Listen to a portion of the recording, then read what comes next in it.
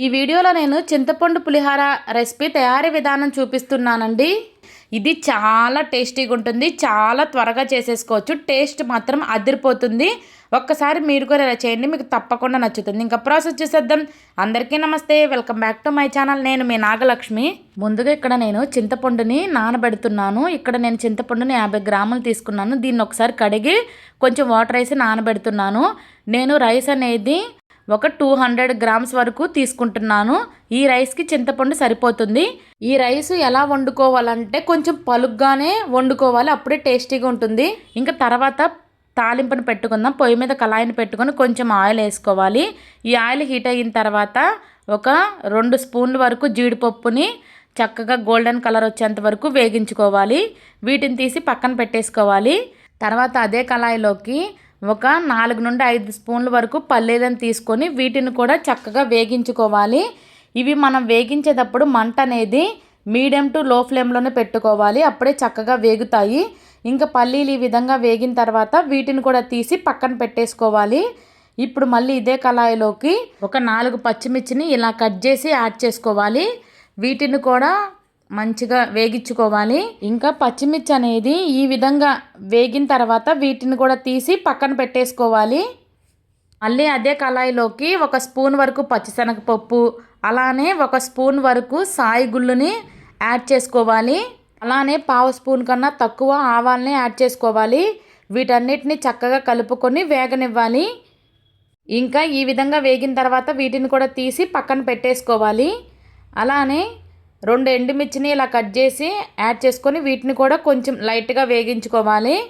ఇంకా వేగిన తర్వాత వీటిని కూడా తీసి పక్కన పెట్టేసుకొని తర్వాత కొంచెం కరివేపాకును కూడా చక్కగా వేగించుకోవాలి. ఇంకా ఇది ఈ విధంగా వేగిన తర్వాత తీసి పక్కన పెట్టేసుకోవాలి. ఇక్కడ స్టవ్ ఆఫ్ చేసేసి ఇక్కడ చింతపండు అనేది చక్కగా నానిపోయింది.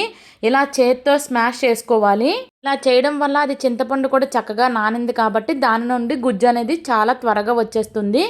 ఇంకా ఈ విధంగా వచ్చిన తర్వాత ఇలా వడకొట్టేది ఉంటుంది కదా, దాంట్లో ఇలా వేయడం వల్ల ఆ పిప్పు అనేది దాంట్లో పడకుండా ఉంటుంది. ఇలా చేయడం వల్ల పిప్పు పడకుండా ఉంటుందని నేను ఇలా చేశాను. ఇంకా మొత్తం గుజ్జంతా ఇలా తీసేసిన తర్వాత ఇంకా దీన్ని పక్కకి తీసేసుకోవాలి. ఆ చింతపండు గుజ్జులోనే కొంచెం పసుపుని యాడ్ చేసుకోవాలి. అలానే ఫ్రై చేసిన పచ్చిమిర్చిని కూడా నేను ఇందులోనే యాడ్ చేసి ఒక్కసారి కలుపుకోవాలి. ఇంకా స్టవ్ ఆన్ చేసేసుకొని దీన్ని చక్కగా మరిగించుకోవాలి.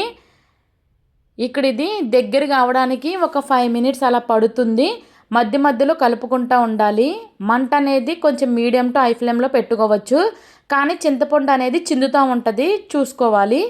ఇంకా ఇలా గుజ్జు అనేది దగ్గరగా అయిపోతుంది. ఇంకా కొంచెం అవ్వాలన్నమాట. ఇంకా వీడియోలో చూపించినట్టు ఈ విధంగా గుజ్జు అనేది అవ్వంగానే ఇంకా స్టవ్ అయితే ఆఫ్ చేసేసుకోవాలి. ఇంకా ఈ గుజ్జుని రైస్లో కలిపేయడమే. ఈ రైస్లోకి ఈ గుజ్జును వేసి మనం ప్రిపేర్ చేసిన గుజ్జు ఈ రైస్కి కరెక్ట్గా సరిపోతుంది. ఒకవేళ మీరు ఎక్కువ ఉన్న ప్రిపేర్ చేసుకుంటే పులుపు చూసుకొని అడ్జస్ట్ చేసుకోండి. నేను చేసిన ఈ గుజ్జు అనేది చింతపండు గుజ్జు దీనికి ఈ రైస్కి పర్ఫెక్ట్గా సరిపోయింది. అలానే దీనిలో రుచికి సరిపడినంత సాల్ట్ని యాడ్ చేసుకోవాలి. ఇది మొత్తం కలిసేటట్టు కలుపుకున్న తర్వాత మనం ఫ్రై చేసుకున్న ఈ పల్లీలు జీడిపప్పుని వీటన్నిటిని ఇందులో యాడ్ చేసేసుకొని ఇది కూడా మొత్తం ఒక్కసారి కలుపుకోవాలి. అలానే దీనిలోకి కొంచెం కొత్తిమీరని యాడ్ చేస్తున్నాను. ఇంకా ఈ కొత్తిమీరని యాడ్ చేసిన తర్వాత అంతా కలిసేటట్టు కలుపుకోవాలి. సాల్ట్ని అడ్జస్ట్ చేసుకోవాలి. అంతేనండి, టేస్టీ టేస్టీ చింతపండు పులిహార అయితే రెడీ అయిపోయింది. ఈ వీడియో మీకు నచ్చితే తప్పకుండా లైక్ చేయండి. అలానే మీ ఫ్రెండ్స్ అండ్ ఫ్యామిలీకి షేర్ చేయండి.